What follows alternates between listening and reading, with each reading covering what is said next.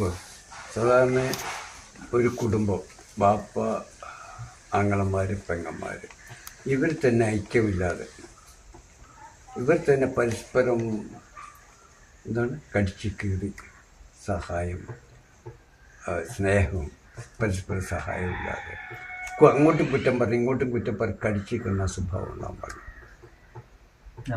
നമ്മളെന്നായി കാണുന്നവർ അപ്പോൾ അത് ഇല്ല, ക്ഷമിച്ചു കൊടുക്കുക.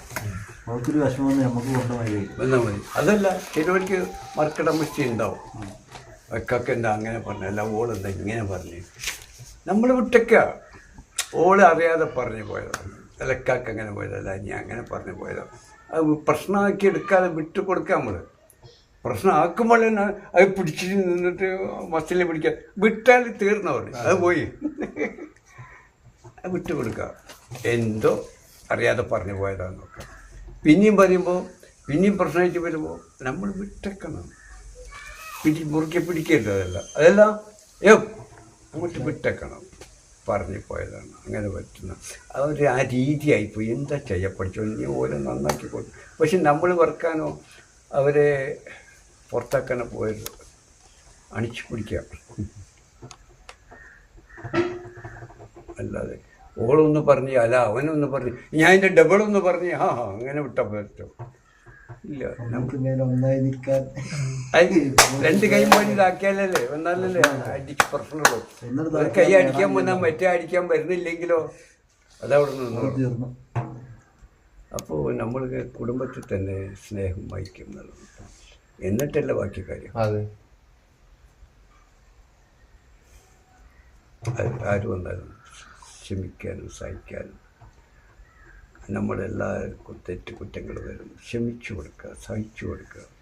ഇനി വരരുത് എന്നെ ഓരോ ഉപദേശിക്കുകയും അള്ളാഹുവോട് പ്രാർത്ഥിക്കുകയും ചെയ്യാം. പക്ഷേ പിന്നെ ഒരു ചെയ്താലും ഒരു ആ ജീനും ആ സ്വഭാവമാണ് ചെയ്തുകൊണ്ടിരിക്കും. നമ്മൾ വീണ്ടും വീണ്ടും ക്ഷമിച്ചു കൊടുക്കും. എന്ത് വേണേലും പറഞ്ഞോട്ടെ. വെറുപ്പിനെ സ്നേഹം കൊണ്ട് കീഴടക്കാം. വെറുപ്പിൻ്റെ സ്നേഹം കൊണ്ട്, സ്നേഹം കൊണ്ട് അതാണ് സംഭവിക്കുന്നത്. അങ്ങനെ നമ്മളായിട്ടുണ്ടെങ്കിൽ നമ്മൾ അനുഭവിക്കുന്ന ടെൻഷൻ അനുഭവിക്കണ്ടല്ലോ നമ്മള്. അത് ഓട്ടോമാറ്റിക്കലി ചിലപ്പം വരും. അത് ടെൻഷനൊക്കെ ഓട്ടോമാറ്റിക്കലി വരുന്നതാണ്. ജ്യേഷ്ഠന്മാരും അഞ്ചന്മാരും ഒക്കെ ആണെങ്കിൽ തന്നെ അവർ ജീനിന് വ്യത്യാസമുണ്ട്. അത് ബാപ്പപ്പന്മാർ കൂടെ അതിനെ പറ്റി ഇതിലൂടെയല്ല വരുന്നത്. ഏതാണ് ഇതിലൂടെ ആക്റ്റീവ് ആവുന്നത്, തള്ളി വരുന്നത് അറിയില്ല. അപ്പം മനസ്സിലാക്കി പറഞ്ഞു കൊടുക്കുക. നമ്മളെല്ലാവരും ഒന്നാണ്. ഒരു ആദമിൻ്റെ മക്കളെന്ന പോലെ ഒരു ബാപ്പായുടെ മക്കളാണ്, വല്യപ്പായുടെ മക്കളാണ്, ഒന്നാണ്. ചിലവർക്ക് ചിലവർക്ക് സാമ്പത്തികങ്ങളും തന്ത്രങ്ങളും ഒക്കെ ഉണ്ടാവും, ചിലവർക്ക് അത്ര ഉണ്ടാവില്ല. വികാസക്കുറവുണ്ടാവും. അതുകൊണ്ട് നമ്മൾ അവരെ തള്ളിക്കളയരുത്. അവർക്ക് സ്വതന്ത്രമായിട്ട് ഉണ്ടാക്കാൻ അവസരം ഉണ്ടാക്കി കൊടുക്കണം. നമ്മളിപ്പോഴും സഹായിക്കാൻ പോകേണ്ട ആവശ്യമില്ല. വീഴുമ്പോൾ വീഴാൻ സമ്മതിക്കരുത്, പിടിച്ചു പൊക്കണം. നഷ്ടപ്പെടുത്തി നശിക്കരുത്.